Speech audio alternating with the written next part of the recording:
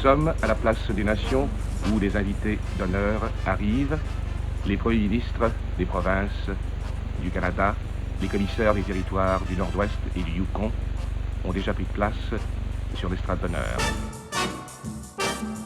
C'est le gouverneur général du Canada, le très honorable Ron Michener, qui arrive. Ce sera le salut royal.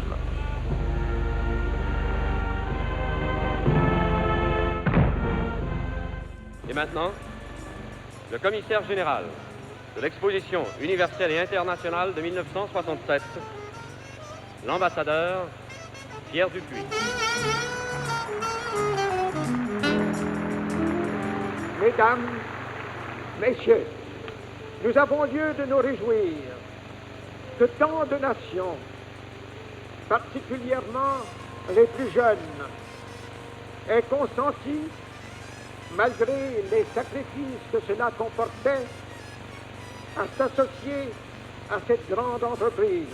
L'originalité et la beauté des pavillons qui nous entourent sont la preuve de leur intérêt.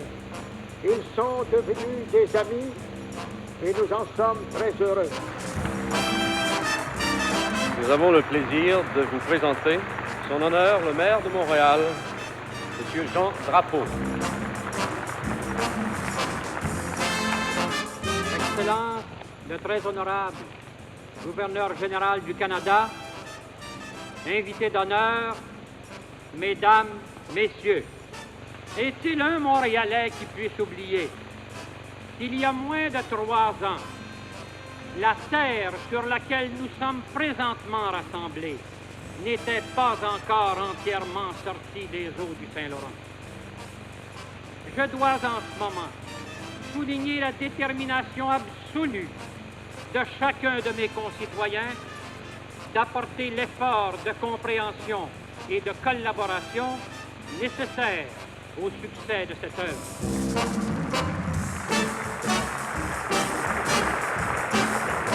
Du bureau du collège des commissaires généraux de section, le président, son Excellence Yann Albert Goris.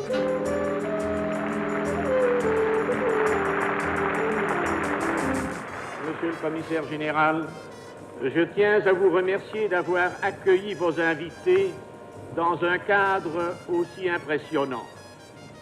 Le plan général témoigne d'une rare audace et l'emplacement est unique dans l'histoire des manifestations de ce genre. Au nom de la province de Québec, l'honorable Daniel Johnson, Premier ministre, nous apporte son message. Le Québec tient pour un singulier honneur que son sol, ses eaux, ses grands espaces aient été choisis pour être le cadre d'un pareil événement. Il entend se montrer digne de cet honneur et l'on peut être assuré qu'il ne décevra pas ceux qui ont eu foi en lui.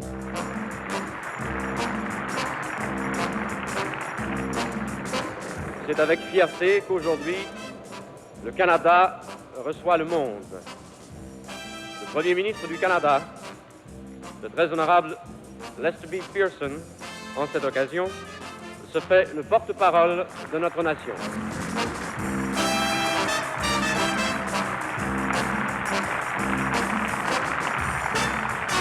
Le jour qui marque une grande occasion pour Montréal, le Québec et le Canada tout entier peuvent être fiers, très, très fiers. La ville de Montréal a démontré qu'elle pouvait réaliser une telle entreprise. Son maire l'a dirigée avec la clairvoyance et le dynamisme qui est essentiel à son succès.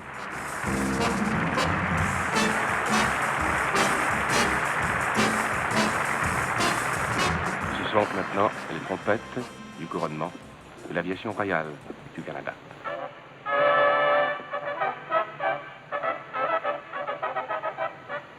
Le porte-flambeau, accompagné de 12 cadets représentant les provinces, les territoires du Canada, se dirige vers la tribune d'honneur. Il tient la torche qui symbolisa en avril 1965, 2 ans exactement avant l'ouverture de l'exposition, l'esprit de l'Expo 67. Nigeria, République rwandaise, Rwanda. Le gouverneur général, le commissaire général plutôt, de son Excellence Pierre Dupuis, appelle les drapeaux de chacun des pays qui sont déployés à la place des nations. Au pied de chaque mât, les hôtesses des pavillons nationaux déploient le drapeau de leur pays respectif au fur et à mesure que le commissaire général l'appelle. Canada, Canada.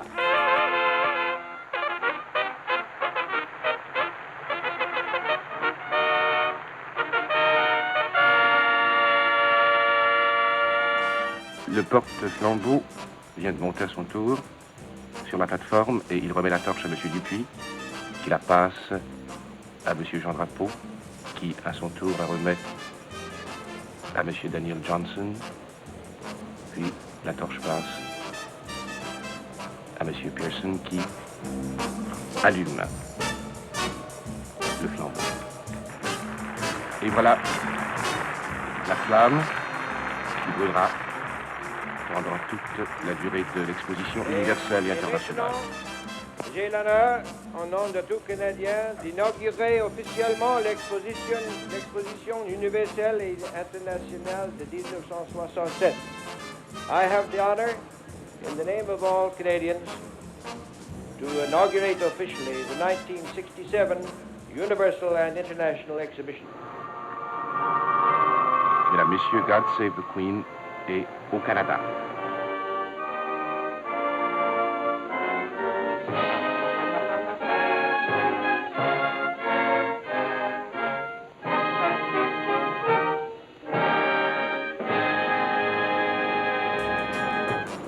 L'Expo 67 est ouverte.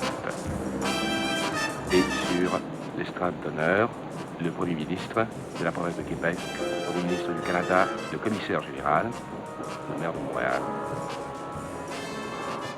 assistent comme nous tous au survol des paladins du centenaire.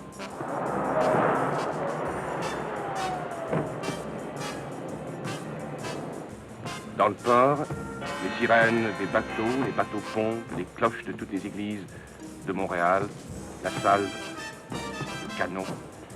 À son tour, la fontaine de la place des Nations. Le commissaire général, M. Dupuis, M. Pearson et M. Johnson admirent le survol et le feu d'artifice au-dessus des îles de l'Expo. Et c'est dans l'allégresse et l'enthousiasme que s'achève cette séance inaugurale de l'exposition universelle et internationale de Montréal. Ce rendez-vous des peuples vient de s'ouvrir sous le signe de la paix entre les nations, par des paroles de bonne entente et d'espoir. Bienvenue à Montréal.